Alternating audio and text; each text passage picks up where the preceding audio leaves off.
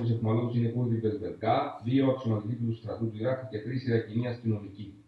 Τα κλειδιά με τους αιχμαλώτους φορτώνονται σε ανοιχτά φορτηγά που διασχίζουν έναν δρόμο ανάμεσα σε δεκάδες κατοίκους και ένοπλους άντρες. Σύμφωνα με κουρδικές πηγές, πιθανότατα το βίντεο να γυρίστηκε πριν από μία εβδομάδα στην κεντρική αγορά περιοχής που ελέγχει το Ισλαμικό κράτος.